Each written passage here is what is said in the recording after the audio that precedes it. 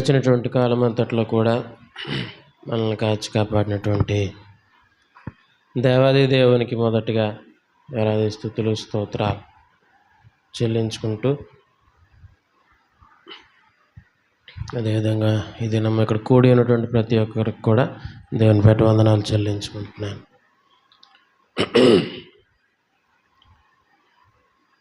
మరి ఇప్పటి వరకు సాక్ష్యాలు విన్నారు, అలాగే కొన్ని హెచ్చరికలు కూడా మీరు విన్నారు. మరి ఒక క్రైస్తవునిగా మనం చేసేటువంటి పని ఏంటి అంటే ప్రార్థన. ప్రార్థన ప్రతి పరిస్థితిని కూడా మారుస్తుంది. ప్రార్థనకి ఆ శక్తి ఉంది ఏమో, ప్రార్థనకి ఆ శక్తి ఉంది. కాబట్టి ప్రార్థన ప్రతి ఒక్కరు కూడా తప్పక చేయాలి. ప్రార్థన చేస్తే ఏమవుతుంది అంటే దేవుడు కార్యాలు చేస్తాడు కదా. ప్రతి కార్యాన్ని కూడా ఆయన చేస్తాడు. ఎప్పుడు కార్యాన్ని చేస్తాడు ఆయన అంటే, మనం కోరేటువంటి కోరిక ఎటువంటి కోరిక? నిర్మలమైనదై న్యాయమైనదై ఉండాలి, అంతే కదండి. సరే, ఇప్పుడు దేవుడు మనకి ఎలాంటి వాడు, ఎటువంటి దేవుడుగా ఆయన ఉన్నాడని మనం అనుకుంటున్నాం? చెప్పండి. దేవుడు మనకి ఎటువంటి దేవునిగా ఉన్నాడని అనుకుంటున్నాం? సహాయం చేసేటువంటి దేవుడు, కీడముగా ఆయన మనకున్నాడు. నేను నమ్ముతాను,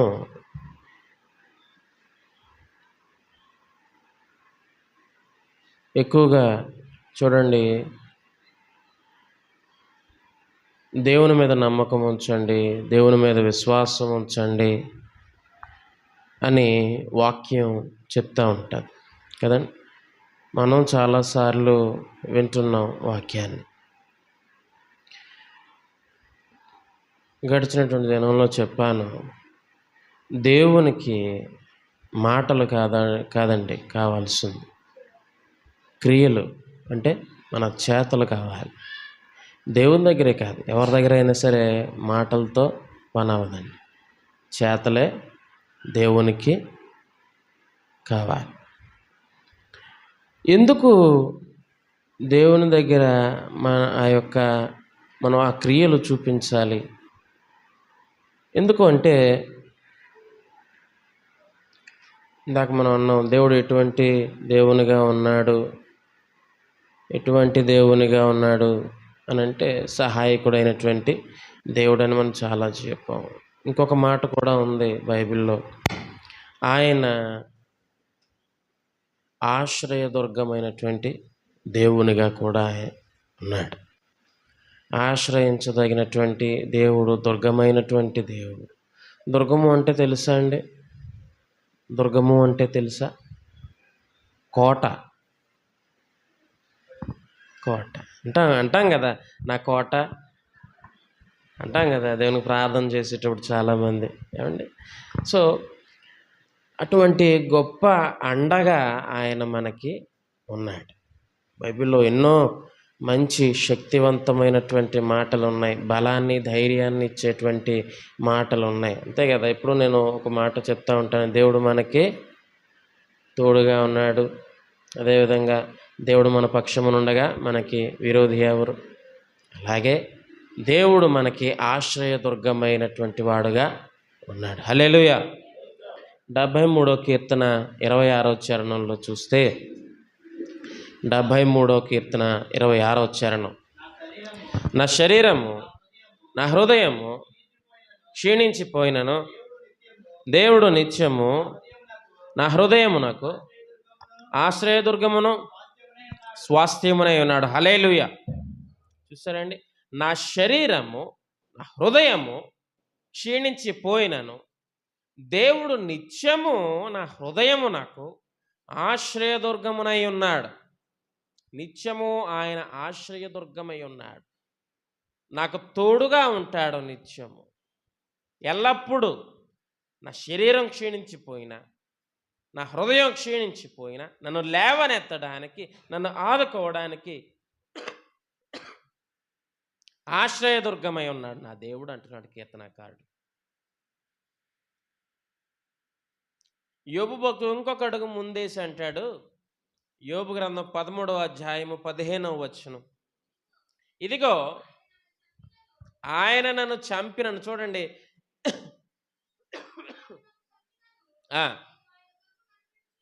నేను ఆయన కొరకు కనిపెట్టుచున్నాను, ఆయన సన్నిధిని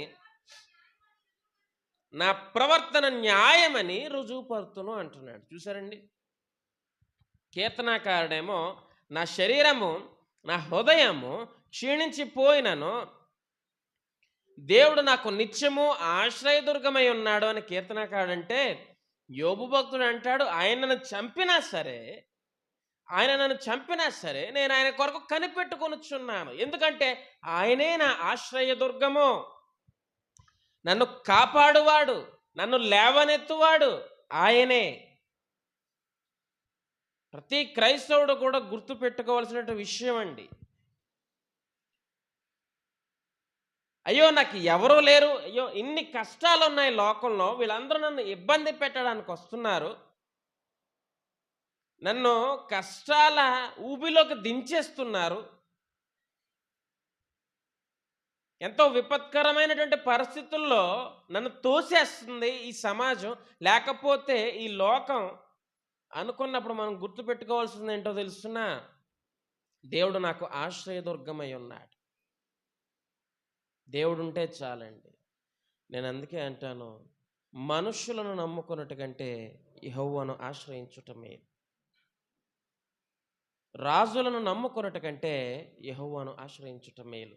రాజులు మాత్రం ఏం చేయగలరండి అంటే, ఇప్పుడు రాజులు లేరనుకోండి, అధికారులుగా ఉన్నటువంటి వారు ఉన్నారు, వాళ్ళు మాత్రం ఏం చేయగలరు? వాళ్ళు ఏమన్నా మన తలరాతను మార్చగలరా? అంతెందుకు, ఇప్పుడు యవనస్తులు చాలామంది సినిమా హీరోలు వాళ్ళు పోస్టర్స్ అవి పెడతా ఉంటారు, బ్యానర్స్ అవి పెడతా ఉంటుంటారు కదా. ఇక్కడ నుండి వాళ్ళ అభిమానం కొద్దీ పాలాభిషేకాలు, లేకపోతే పెద్ద పెద్ద దండలు, లేకపోతే ఎన్నో అడుగుల కట్అవుట్స్ అవి పెడతా ఉంటారు కదా. అవన్నీ ఆయన చూస్తారండి? అభిమానించేటువంటి హీరో చూస్తాడా? చూసినా నా అభిమానులు నా కోసం చేశారు అనుకుంటాడు. కానీ దగ్గరకు వచ్చి నిన్ను లేవనెత్తేటువంటి వాడు ఎవరండి అంటే, అసలైన హీరో యేసయ్య. నీ కోసం నా కోసం సిలువలో మరణించాడు ఆయన. తండ్రి ఒక్కసారి నా మొర వినవా, నన్ను ఈ ఆపదల నుంచి గట్టెక్కించవా ప్రభువా అంటే ఆయన రాడా అండి? హల్లెలూయా, వస్తాడు. అందుకే కీర్తనకారుడు అంటాడు, నా శరీరము నా హృదయము క్షీణించిపోయినా సరే, ఈ బాధల వల్ల, ఈ వేదనల వల్ల, ఈ శోధనల వల్ల నా శరీరము నా యొక్క హృదయము క్షీణించిపోయిన దేవుడు నిత్యము నా హృదయమునకు ఆశ్రయదుర్గమై ఉన్నాడు అంటున్నాడు. హల్లెలూయా. దేవుణ్ణి నమ్మాలండి, దేవుణ్ణి వెంబడించాలండి, దేవుణ్ణి వెంబడించాలి, దేవునితో ఉండాలి. యోబునే తీసుకుందాం. యోబు ఎందుకంటే ఆ మాట అన్నాడు? దేవుడు నన్ను చంపినా సరే నేను దేవుని కొరకు కనిపెడతాను. దేవుడు చంపేస్తాడండి నిజంగా? చెప్తున్నాడు. అంటే అంత ప్రేమ దేవుని మీద నాకుంది, అంత విశ్వాసము నమ్మకము నాకు దేవుని మీద ఉన్నాయి. సమస్తమును కోల్పోయాను నేను, నా బిడ్డల్ని కోల్పోయాను, నా ఆస్తిని కోల్పోయాను, నా ఆరోగ్యాన్ని కోల్పోయాను, ప్రతీదీ కోల్పోయాను. కానీ వాటన్నిటిని కూడా దేవుడు నాకు మరలా తిరిగి ఇస్తాడనేటువంటి నమ్మకంతో నేను చూస్తాను దేవుని కొరకు నేను కనిపెడతాను. ఎందుకో తెలుసునా? ఆయనే నా ఆశ్రయదుర్గము అంటున్నాడు. హల్లెలూయా. ఈవేళ ఎంతమంది అండి, ఎన్ని కష్టాల్లో ఉన్న, నష్టాల్లో ఉన్న దేవుని మీద ఆధారపడేటువంటి వాడు ఎంతమంది ఉన్నారు ఈరోజు? ఏమైనా కష్టం వస్తే, నష్టం వస్తే రండి నా స్నేహితులారా, లేకపోతే నా బంధువులారా, నా శ్రేయోభిలాషులారా, నేను ఒక్కడే ఉన్నా, నా దగ్గరికి రండి అని అడుగుతున్నావు. కానీ ప్రభువా నా దగ్గరికి రావా, నాకు ఆశ్రయదుర్గమైనటువంటి దేవా, నా కోసం నీవు ఉన్నావని నేను ఎరిగి ఉన్నాను, నా కోసం రావా ప్రభు అంటే రాడా? చెప్పండి, రాడా? దేవుడు అడుగుతున్నామా? అసలు దేవుడు వస్తాడండి, ఆయన ఎందుకు రాడు, వస్తాడు. కానీ నువ్వు పిలుస్తున్నావా దేవుణ్ణి? దేవుని కోసం నువ్వు ప్రార్థన చేస్తున్నావా? ప్రార్థన చేస్తున్నావా దేవునికి? ప్రార్థన అంటే ఏంటంటే విన్నపం అండి. దేవుణ్ణి అడుగుతున్నావా? మనకేదైనా కష్టం నష్టం వస్తే మొదట ఎవరు గుర్తొస్తారండి? దేవుడని మాత్రం చెప్పకండి. ఎవరికి అంత తొందరగా ఎవరు గుర్తొచ్చేటువంటి వారు ఉన్నారు, దేవుడు గుర్తొచ్చేటువంటి వాళ్ళు ఉన్నారు. కానీ ఎక్కువగా దేవుని గుర్తు చేసుకునేటువంటి వాళ్ళే ఉంటారు. ఎక్కువగా ఎవరిని గుర్తు చేసుకుంటారు? ఆ ఫోన్ చూసుకుంటారు. నా స్నేహితుడు ఉన్నాడా, నా శ్రేయోభిలాష్ ఉన్నాడా, నా చుట్టం ఉన్నాడా అని చూసుకుంటాం, మనం ఆలోచించుకుంటాం. అంతేగాని దేవా అని ఒక్కసారి దేవుని ప్రార్థించావా అని ఒక్కసారి దేవుని కోసం ప్రార్థించావా? 120 కీర్తనలు ఉంటుంది కదా, కొండల తట్టు నా కన్నులు ఎత్తుచున్నాను, నాకు సహాయం ఎక్కడి నుంచి వచ్చును. ఏముందండి ఆ కింద? వెంటనే యెహోవా వలనే నాకు సహాయము కలుగు. ఎందుకండి? ఎందుకు దేవుని వల్ల సహాయం కలుగుతుంది అంటే ఆయనే ఆశ్రయదుర్గముగా ఉన్నాడు. ఆశ్రయించ తగినటువంటి వాడు ఆయనే, ఆయన మాత్రమే. ఎందుకో తెలుసునా? యెషయా గ్రంథం 45వ అధ్యాయము 3వ వచనం. యెషయా గ్రంథము 45వ అధ్యాయము 3వ వచనం. పేరు పెట్టి నిన్ను పిలిచిన ఇశ్రాయేలు దేవుడు నేను యెహోవాను నేనే అన్నాడు. హల్లెలూయా. పేరు పెట్టి పిలిచిన ఇశ్రాయేలు దేవుడనైన యెహోవాను నేనే దేవుడను అన్నాడు ఆయన. నిన్ను పేరు పెట్టి పిలిచినటువంటి దేవుడు నేనే. మోషే పిలిచినటువంటి వాడును నేనే. అబ్రహామా అని పిలిచినటువంటి వాడును నేనే. నోవహు అని పిలిచినటువంటి వాడును నేనే. యోసేపు అని పిలిచినటువంటి వాడును నేనే. ఇవాళ ఎవరైతే వాళ్ళు నిన్ను పిలిచేటువంటి వాడు ఆయనే. ఎవరు రారునండి నీ దగ్గరికి. మన దగ్గర డబ్బు ఉందా, పేరు ప్రతిష్టలు ఉన్నాయా, అందరూ వస్తారు. ఏగల మూగినట్టు మూగుతారు, చీమలు పట్టినట్టు పడతారు. అవన్నీ కోల్పోయావా, ఎవ్వడు నీ దగ్గర రాడు. అది గుర్తుపెట్టుకోండి. ఎవ్వడో మన దగ్గరికి రాడండి, ఎవరో రారు. కానీ నీ దగ్గర ఏదున్నా లేకపోయినా నిన్ను ఎత్తుకునేటువంటి వాడు, ముదిమి వచ్చే వరకు నిన్ను ఎత్తుకునేటువంటి వాడు ఆయనే. హల్లెలూయా. ముదిమి వచ్చే వరకు నిన్ను ఎత్తుకునేటువంటి వాడు, ఆదరించేటువంటి వాడు ఆయన మాత్రమే. ఇవేవో మాటలు చెప్పేటువంటివి కాదండి. ఇవేమి మాటలతో పోయేవి కాదండి. మనిషి కాదండి ఆయన, దేవుడు. మనిషి అయితే మాటలతో సరిపెట్టేస్తాడు. అలా చేద్దామండి, ఇలా చేద్దామండి, అలాగండి ఇలాగని మాటలతో సరిపెట్టేస్తాడు. కానీ ఆయన చేతలతో చూపించేటువంటి దేవుడు, మాటలతో మాట్లాడేటువంటి దేవుడు కాదు. ఆయన మాట ఇచ్చాడా నెరవేరుస్తాడు. చేతలు చూపించేటువంటి దేవుడు అండి ఆయన. చేతలు. నేను ఒక సాక్ష్యం విన్నాను. ఒక వీడియో చూసినప్పుడు ఒక పాస్టర్ గారు ఒక సాక్ష్యం చెప్పాడు. అది ఇక్కడ కాదండి, వేరే దేశంలో. ఒక వీడియో చూసాను, అది నాకు చాలా ఆశ్చర్యంగా అనిపించింది. ఏంటంటే ఆయన అందరికీ ప్రార్థన చేస్తున్నాడంట. ఇప్పుడు కదండి, చాలా సంవత్సరాల క్రితం ఆయన అందరికీ ప్రార్థన చేస్తున్నాడంట. ప్రార్థన చేస్తూ ఉన్నప్పుడు అందులో ఒక యూదుడైనటువంటి వ్యక్తి ఉన్నాడంట.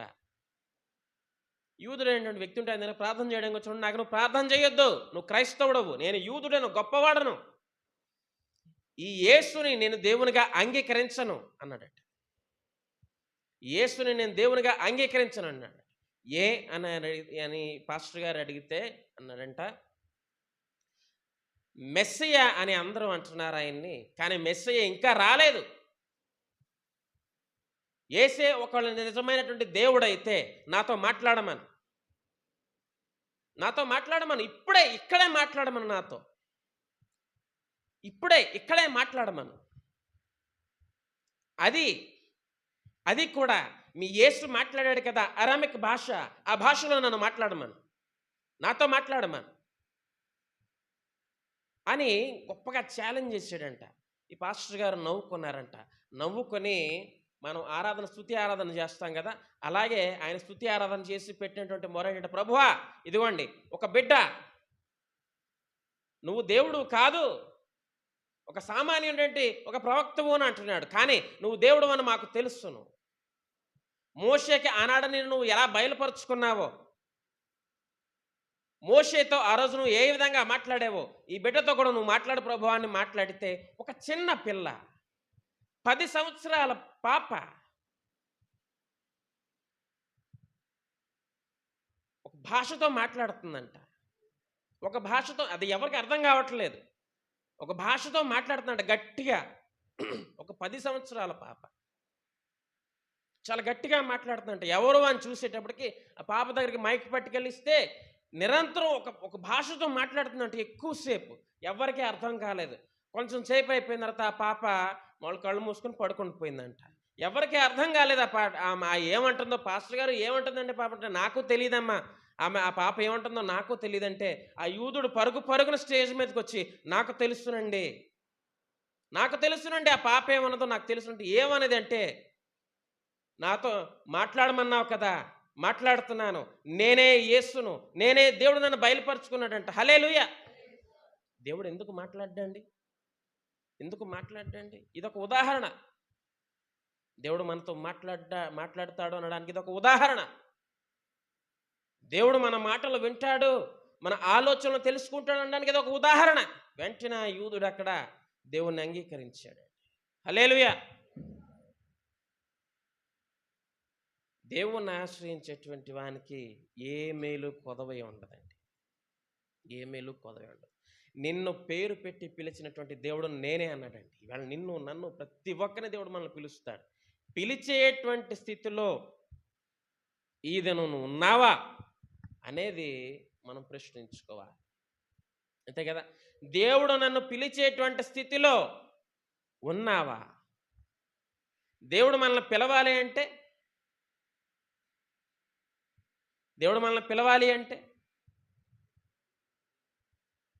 నీ హృదయం. దేవుడు పరిశుద్ధులే కాదండి, పాపులను కూడా పిలుస్తాడు. అందుకు ఉదాహరణ సౌలు తర్వాత పౌలుగా పిలువబడ్డాడు. సౌలు, అతని కళ్ళు పొరలు కమ్మేశాయి. సౌలా అని పిలిస్తే, ఎవరు ప్రభువా నీవు అంటే, నన్ను ఇబ్బంది పెడుతున్నావు కదా, ఆ యేసును నేనే అన్నాడు. హల్లెలూయా. నన్ను పిలుస్తాడండి దేవుడు, కానీ ఆ మాట మనకు వినిపించాలి. దేవుని మాట వినేటువంటి స్థితిలో నువ్వు ఉన్నావా? దేవుని పిలుపును అందుకునేటువంటి స్థితిలో ఉన్నావా? నేను పేరు పెట్టి పిలుస్తున్నటువంటి వాడిని నేనే అంటున్నాడు. దేవుని మరి నువ్వు అంగీకరిస్తున్నావా? నిజమైనటువంటి రక్షకుడని నువ్వు తెలుసుకున్నావా? అంగీకరిస్తున్నావా? ఏమండి, ఈ రోజుల్లో చాలామంది ఎలా తయారయ్యారంటే, ఏదో ఆదివారం కదా, లేకపోతే ఏదో శుక్రవారం కదా, ఏదో శనివారం కదా, లేకపోతే ఏదో మరొక వారం ఏదో ఉంది కదా, ఏదో మీటింగ్ పెడుతున్నారు కదా, లేకపోతే ఏదో వాక్యం చెప్తున్నారు కదా, విని వెళ్ళిపోదాం అని అనుకుంటారు. కానీ ఆ వాక్యాన్ని నీ హృదయానికి తీసుకుంటే దేవుడు నీతో మాట్లాడతాడు. హల్లెలూయా. ఆ వాక్యాన్ని నీ హృదయానికి తీసుకునేటువంటి స్థితిలో నువ్వు ఉన్నావా? దేవుడు ఆశ్రయించదగినటువంటి వాడు, నమ్ముకొనదగినటువంటి వాడు. చూడండి, 139వ కీర్తన 5వ చరణం. 139వ కీర్తన 5వ చరణం. వెనుకను ముందును నీవు నన్ను ఆవరించి ఉన్నావు, నీ చెయ్యి నా మీద ఉంచి ఉన్నావు.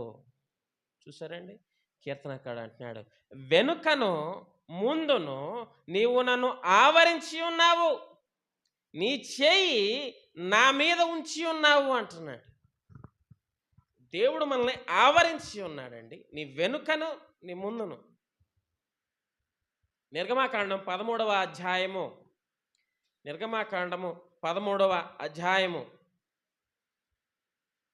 21వ వచనం. వారు పగలు రాత్రియు ప్రయాణము చేయునట్లుగా యెహోవా త్రోవలో వారిని నడిపించుటకై పగటివేళ మేఘస్తంభములోను వారికి వెలుగునిచ్చుటకు రాత్రివేళ అగ్నిస్తంభములోనూ ఉండి వారికి ముందుగా నడుచుచూ వచ్చెను.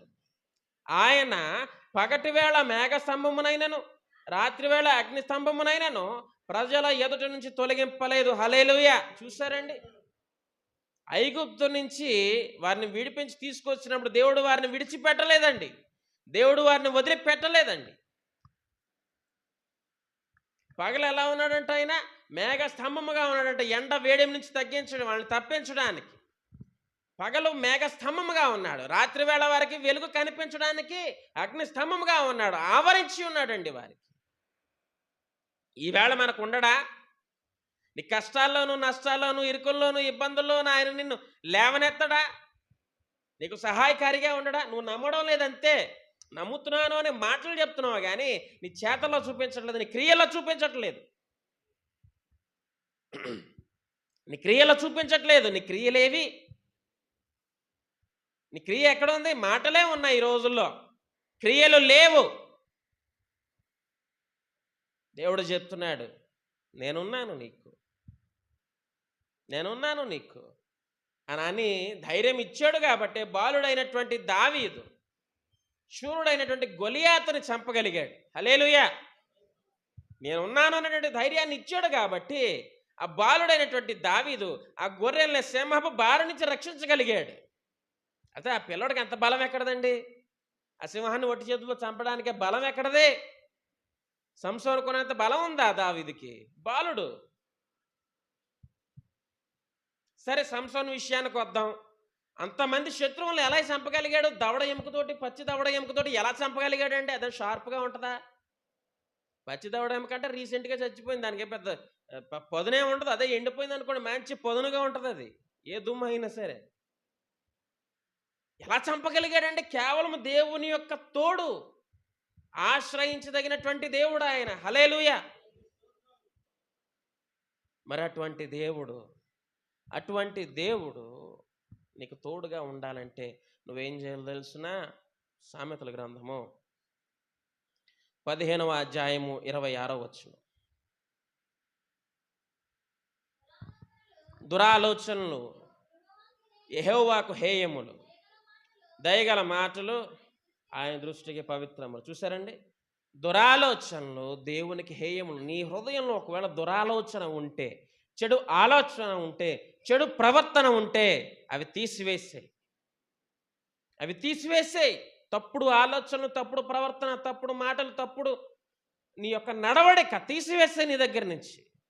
అవి దేవునికి ఇష్టమైనటువంటివి ఏమాత్రమునో కాదు. కీర్తనకారుడు అంటాడు 19వ కీర్తన 14వ చరణంలో అంటాడు, యెహోవా నా ఆశ్రయదుర్గమా, నా విమోచకుడా, నా నోటి మాటలు, నా హృదయ ధ్యానము నీ దృష్టికి అంగీకారములగునుగాక. హల్లెలూయా. చూసారా ఏమంటాడండి కీర్తనకారుడు? నా ఆశ్రయదుర్గమా యెహోవా, నా విమోచకుడా, నా నోటి మాటలను, నా హృదయపు ధ్యానమును నీ దృష్టికి అంగీకారములగునుగాక అంటున్నాడు. నా నోటి మాటలు, ఆ హృదయ ధ్యానము, హృదయంలో ఆలోచించుకునేటువంటి ఆలోచనలు నీ దృష్టికి అంగీకారములుగా ఉండునుగాక అని అంటున్నాడు. చూసారండి, మన మాటలు అవ్వచ్చు, మన హృదయంలో ఉండేటువంటి ఆలోచనలు అవ్వచ్చు, దేవునికి అంగీకారములుగా ఉండాలండి. దేవుని హృదయానికి అంగీకారముగా ఉండాలి. ఉండేటట్లుగా నువ్వు జాగ్రత్త పడు. అప్పుడే నువ్వు ఇలా పిలిస్తే పలుకుతాడు దేవుడు. ఆయన తోడు ఎప్పుడు నిన్ను ఆవరించి ఉంటుంది. లేకపోతే ఆవరించదంటే ఆవరించి ఉంటాడు ఆయన. ఆవరించి ఉండడం నేను అనట్లేదు. కాకపోతే దేవుని మాట, ఇప్పుడు చూడండి, ఫర్ ఎగ్జాంపుల్ చెప్తాను. ఇప్పుడు తల్లిదండ్రులు ఉన్నారు, మాట వినేటువంటి పిల్లలను ఒకలాగా, మాట వినేటువంటి పిల్లలను ఒకలాగా ట్రీట్ చేస్తాం కదా. మాట వినేటువంటి పిల్లల్ని ఏం చేస్తాం? పిల్లలంటే మనకు ప్రాణమే, ఇష్టమే. కానీ మాట వినాలనుకోండి ఓ చాక్లెట్ ఎక్కువ ఇస్తాం మనం కదా. అంతే కదా. పోనీ మాట మాట చాక్లెట్ పక్కన పెట్టండి, మంచి కూర వండితే ఒక గరిటె ఎక్కువ వేస్తాం వాడికి. అందరికి ఒక్కొక్క గరిటె అయితే ఇటుకో 2 గరిటెలు వేస్తాం. చేస్తారా చేయరండి? ఇష్టం ఉన్నటువంటి పిల్లోడికి బాగా తల్లిదండ్రులు ఏం చెప్తే అది చేసి చక్కగా వాళ్ళకి సాయం చేసి చేదుడు వాదుడు ఉండే ప్రతి వాడికి ఏం చేస్తారండి? వీడు మాట వింటున్నాడు, నా మాట వింటున్నాడు, నేనంటే ఇష్టం. కాళ్ళు నొప్పి వస్తున్నాయి అంటే కాళ్ళు నొక్కుతున్నాడు, తలనొప్పి వస్తుందంటే తలనొక్కుతున్నాడు, జండుబాం రాస్తున్నాడు. చిన్నపిల్లాడు. ఎంత జ్ఞానం, ఎంత ప్రేమ, నేనంటే తల్లిదండ్రులు అంటే ఎంత గౌరవం. తిను బాబు ఇంకోటి అమ్మా డబ్బులే అంటాడు. ఒక్కొక్కడు డబ్బులు ఏమిటాయి, ఇందులో ఇలాగే అని చెప్పి లాకపోయాడు. తిను వేస్తాం, అడికేస్తాం ఒక గరిటె, ఇలా తిను. డిఫరెన్స్ చెప్తున్నాడు. దేవుడు అందరినీ ప్రేమిస్తాడు, అందరినీ ప్రేమిస్తాడు. కాకపోతే ఆయన మాట వినేటువంటి వారిని ఇంకొంచెం ఎక్కువ ప్రేమిస్తాడు. హల్లెలూయా. ఉంది కదండి, దేవుడు అందరినీ ప్రేమిస్తాడండి. దేవుడు లోకమును ఎంతో ప్రేమించాడు, అందరినీ ప్రేమిస్తాడు. ఆయన మాట వినేటువంటి వారిని ఇంకొంచెం ప్రేమిస్తాడు. దేవుని మాట విను. శ్రమల కాలంలో, కష్టకాలంలో మన దగ్గరికి ఎవరు రారండి. మన దగ్గరికి ఎవరు రారు. నేను చెప్తున్నాను కదా, ఎవరు రారు మన దగ్గరికి. నిన్ను ఆదుకోవడానికి ఎవరు రారు. చుట్టాలు, బంధువులు వాళ్ళ పనిలో వాళ్ళు ఉంటారు. వాళ్ళ కుటుంబాన్నే వాళ్ళు చూసుకోవడానికి రకరకాలుగా వేసారిపోతూ ఉంటారు. ఇంక నిన్నే వచ్చి వాళ్ళు ఆదుకుంటారు కదా.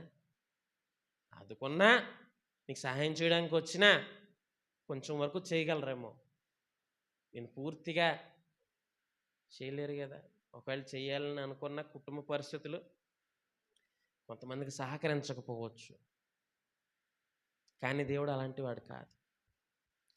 నీకు ముదిమి వచ్చినంత వరకు కూడా నేను ఎత్తుకొని వాడను నేనే అంటున్నాడు. నా ఆశ్రయదుర్గమా, ఏమంటున్నాడండి? నా విమోచకుడా, నా నోటి మాటలు, నా హృదయ ధ్యానము నీ దృష్టికి అంగీకారములగునుగాక. హల్లెలూయా. నీ నోటి మాటలు దేవునికి అంగీకారంగా ఉన్నాయండి? ఆలోచించుకోండి ఒకసారి. నీ నోటి మాటలు దేవునికి అంగీకారముగా ఉన్నాయా? దురాలోచన కలిగినటువంటి మాటలు ఇన్ని ఎలా పాడు చేసేద్దామని తప్పుడు ఆలోచనిచ్చి కొన్నిసార్లు తప్పుడుగా మాట్లాడి ఆలోచన చేస్తూ ఉంటారు కదా. వీడు పాడైపోవాలి, వీడు ఎదగకూడదు, ఇక్కడే ఉండిపోవాలి, వీడు ఎదగకూడదు, ఇక్కడే ఉండిపోవాలి వీడు అని మాట్లాడతారు కొంతమంది. ఎందుకండి మనకు, ఎందుకు ఆ మాటలు దేవునికి అంగీకారం అవుతాయా? నీ హృదయంలో ఆలోచించుకున్నావు, వీడు బాగుపడకూడదు, నేను ఇల్లు కట్టుకున్నాను, వీడు ఇల్లు కట్టుకోకూడదు, అంత బాగా కట్టుకోకూడదు, వీడు ఇల్లు కట్టుకోకూడదు, అందుకని చెప్పి రేట్లు ఎక్కువ చెప్పేసి అలాగే కొన్ని ఉంటాయండి. కొన్ని క్యాండిడేట్స్ ఉన్నాయి, అలాంటి క్యాండిడేట్స్ కొన్ని ఉంటాయి. లేకపోతే నేను ఈ కారు కొనుక్కున్నాను, ఆడెందుకు కొనుక్కోవాలి కారు? బాబా కారు కొనుక్కుంటే బోల్డ్ ఇన్సూరెన్స్లు కట్టుకోవాలి, అన్ని బోల్డ్ తతంగం అయిపోద్ది. దానికి ప్రతి నెల ఆయిల్ దానికి ఒక టైం వచ్చినప్పుడు ఇన్ని వేల కిలోమీటర్లు తిరిగినప్పుడు దానికి ఆయిల్ చేంజింగు చాలా ఉంటాయి, బోల్డ్ ఖరీదు అయిపోద్ది. ఎందుకురా బాబు తలపడి ఎవరంటాడు, భయపడిపోతాడు కొంతమంది. బాబు ఎందుకు వచ్చిందిలే కారు, మన బండితో సరిపెట్టేసుకుందాంలే. ఏమండి, నీ హృదయపు ఆలోచన ఎలా ఉందండి? దేవుడు ఏం చెప్పాడండి? నిన్ను వలె నీ పొరుగువాన్ని ప్రేమించు అన్నాడు. ప్రేమించేటువంటి స్థితిలో ఈరోజు ఎవరైనా ఉన్నారా? బయట లోకం సంగతి వదిలేండి, క్రైస్తవునిలో ఎవరైనా ఉన్నారా? ఎందుకండి ఈవేళ క్రైస్తవులను పట్టుకుని అంతమంది ఎందుకు అలాగ తిడుతున్నారు అంటే దానికి కారణం, ఒక కోతి చేసినటువంటి పని వల్లంట వనమంతా చెడ్డ పేరు వచ్చేసిందంట. అంతే కదండి. ఒక కోతి ఏదో తెంగర పని చేసిందంట. ఆ తెంగర పని చేయడం వల్ల అక్కడికి వెళ్ళకండి రా బాబా, కోతులన్నీ అలాగే తొండ్ర కోతులు ఎన్ని వెళ్తే మొత్తం అందరినీ శుభ్రం కొరికేస్తాయి, కరిసేస్తాయి, అన్ని తొండ్ర కోతులు అయినా అక్కడికి వెళ్ళకండి అన్నాడండి. అంతే కదా. ఒక కోతి చేసినటువంటి పని, క్రైస్తవ సమాజంలో ఒకళ్ళు చేసినటువంటి పనికి మొత్తం క్రైస్తవులు అందరూ కూడా ఏమవుతున్నారండి? చెడ్డవాళ్ళు. వీళ్ళు వేరొకరి మీద ఏంటి కించపరిచినట్టు మాట్లాడతారు అంటారు. మాట్లాడాల్సిన పనేముందండి? ఇది మతమా అండి అలా మాట్లాడడానికి? క్రైస్తవ్యం అనేటువంటిది ఒక మార్గం అండి. మనిషిని ఒక మంచి మార్గంలో పెట్టేటువంటి ఒక త్రోవ, ఒక మంచి మార్గం ఇది. కానీ చాలామంది ఇందాక అన్నట్టు మిడిమిడి జ్ఞానము తోటి ఇది మతంగానే దీన్ని ప్రాచుర్యం చేస్తున్నారు తప్పించి, మార్గంగా ఎవరు చూపించట్లేదండి. దానికి కారణం వారి యొక్క నోటి మాటలు, వారి హృదయపు ఆలోచనలు దేవునికి అంగీకారంగా ఉండడం లేదు. దేవుణ్ణి ఆశ్రయించడం మానేస్తున్నారు వాళ్ళు. లోకాన్ని ఆశ్రయించి, లోకాన్ని బేస్ చేసుకొని, ఈ లోకంలో నేను గొప్పవాడిగా ఎదిగిపోవాలి, ఒకడిని దూషిస్తే కానీ నేను ఎదగను అన్నటువంటి ఆలోచనలో వాళ్ళు వచ్చేసి ఏం చేస్తున్నారండి? ఈ లోకాన్ని బేస్ చేసుకుంటున్నారు తప్పించి, ఈ లోకాన్నే ప్రధానంగా చేసుకుంటున్నారు తప్పించి, ఈ లోకంలోనే నేను కూడగట్టేసుకుని కోట్లు వేసుకోవాలి, డబ్బులు కోట్లే కాదు, వేసుకునే కోట్లు కూడా వేసుకుంటేనే నేను పెద్ద క్రైస్తవుడిని, పెద్ద పాస్టర్ గారిని అయిపోతాను అని చాలామంది లోకాన్ని బేస్ చేసుకుని ఎదగాలని చూస్తున్నారు. కానీ దేవుణ్ణి ప్రధానంగా చేసుకునేటువంటి వారు ఎవరూ లేరండి. ఆ మాట మర్చిపోతున్నారండి. ఏంటో తెలుసునా? ఆశ్రయదుర్గమై ఉన్నటువంటి దేవుడు అన్నటువంటి మాటను, దేవుని ఆశ్రయించాలి అన్నటువంటి ఆ మాటను మర్చిపోయి ఈరోజు లోకాన్ని పట్టుకొని వేలాడుతున్న వాళ్ళని చూసి మిగిలినటువంటి క్రైస్తవులందరూ కూడా ఇలాంటి వాళ్ళే అని పేరు తెచ్చేస్తున్నారండి, చెడ్డ పేరు. వాళ్ళందరికీ ఉంటుందండి, కిందకి వెళ్ళినాక మామూలుగా ఉండదండి. విశ్వాసికి ఒక రకమైన శిక్ష అయితే యాజకుడికి ఇలాంటి పాస్టర్ గారులకి రెండంతల శిక్ష ఉంటుందండి కింద. ఆ విషయం వాళ్ళకి ఇప్పుడు తెలీదు. ఎవరికన్నా చేతులు కాలినాకే కదండి తెలిసి వస్తుంది. అప్పుడు ఆకులు ముట్టుకుంటాను, నాకు లాజరు ఆ గ్లాసులో చేయి ముంచి చుక్కయి నేను దాహం తెచ్చుకుంటానంటే ఎవడు రాడు. అప్పుడు చేతులు కాల్చుకోవడం ఎందుకు, ఆకులు ముట్టుకోవడం ఎందుకు? బైబిల్ ప్రకారంగా నడుచుకో ఓ మానవుడా, ఓ క్రైస్తవుడా. వాక్యం చెప్తుంది విను. అందుకే అన్నాడు, దురాలోచనలండి, దురాలోచనలు యెహోవాకు హేయములు. చెడు ఆలోచనలు దేవునికి ఇష్టము కాదు. కాబట్టి ఎవరిని ఆశ్రయించాలి? నీ కష్టం నష్టం వచ్చినప్పుడు ఎవరిని ఆశ్రయించాలి? నువ్వు నిజమేనా దేవుణ్ణి ఆశ్రయించాలి? నిజమేనా? ఆశ్రయిస్తున్నామా? ఆశ్రయించాలి, నిజం. అది 100% నిజం. అది దేవుణ్ణి ఆశ్రయించాలి, నిజం. అది కానీ ఆశ్రయిస్తున్నామా? ఏమండి, ఆశ్రయిస్తున్నామా? అది ప్రశ్న, అంతే కదా. క్రైస్తవుడా, దేవుణ్ణి నీ కష్టము నష్టము ఇరుకు ఇబ్బంది ఉన్నప్పుడు దేవుణ్ణి ఆశ్రయిస్తున్నావా? అయితే ఒక లోకాన్ని పట్టుకుని ఏలాడుతున్నావా? చాలామంది అంటారు, నీకు జ్వరం వచ్చిందా, కాలు ఇరిగిందా, ఏదైనా పెద్ద భయంకరమైనటువంటి వ్యాధి వచ్చిందా, ఈ కొబ్బరి నూనె రాసుకో, ఎక్కడన్నా దెబ్బ తగిలితే అక్కడ ఈ ఈ ఖర్చీఫ్ వేసేసుకో, అక్కడ ఇది దేవుడు చర్చిలో ఉన్న ఖర్చీఫ్, దేవుడి చర్చిలో ఉన్న నూనె వేసుకోండి. ఏ ఏ కొబ్బరి నూనె మనం తెచ్చుకుని ప్రార్థన చేసుకుంటే అది పని చేయదండి. నీ విశ్వాసం అండి, నీ విశ్వాసము, నీ విశ్వాసము నిన్ను స్వస్థపరిచింది. సమాధానం గలదానవై పొమ్ము. నీ విశ్వాసం నేను స్వస్థపరిచిందండి. ఎక్కడో ఒక చోట నూనె కొన్నంత మాత్రాన ఆ నూనె పని చేస్తుందని లేదండి. అదే చెప్తున్నాను, క్రైస్తవుడు ఎలా తయారయ్యాడంటే ఈ క్రైస్తవ్యాన్ని మార్గంగా కాక మతంగా చూపించి వ్యాపారం చేస్తున్నాడండి. సిగ్గులేనటువంటి వాళ్ళు. నువ్వు దేవుణ్ణి ఆశ్రయించు. అలా ఎంతోమందిని తప్పుదారి పట్టించేటువంటి వాళ్ళు అనేక మంది ఉన్నారు. అలా ఎంతోమందిని తప్పుదారి పడిపోతున్నారు. దేన్ని ఆశ్రయించడం మానేసి, దేవుని వాక్యాన్ని ఆశ్రయించడం మానేసి లోకం మీద ఆధారపడిపోయి లోకాన్ని ఆశ్రయించి దేవుని యొక్క కృపను, దేవుని యొక్క కాపుదలను కోల్పోతున్నటువంటి వారు అనేక మంది ఉన్నారు. దేవుని ఆశ్రయించు, దేవుని శక్తిని ఆశ్రయించు. నువ్వు దీవించబడాలి అంటే, నువ్వు ఆశీర్వదించబడాలి అంటే దేవుని ఆశ్రయించు, నీ శక్తిని ఆశ్రయించు. కాబట్టి ఒక్క మాట, చివరి మాట, దేవుడు మనకి ఆశ్రయదుర్గమై ఉన్నాడని మాత్రం గుర్తుపెట్టుకో. క్రైస్తవుడైనటువంటి వాడు నీకు ఎవ్వరు నేను నేను ముందే చెప్పినట్లు ఎవరు మనకి కష్టము నష్టం వచ్చినప్పుడు వెంటనే ఎవరు రారండి. దేవా అని ఒక్క మాట పిలు, నీ కన్నీరు తోడవడానికి వస్తాడండి ఆయన. దేవుణ్ణి ఆశ్రయించు, ఆశీర్వదించబడు. కాబట్టి ఈ మాటలు మనందరం ఫలించాలని కోరుకుంటూ ఈ మాటలు ఇంతటితో ముగిస్తా ఉన్నాను.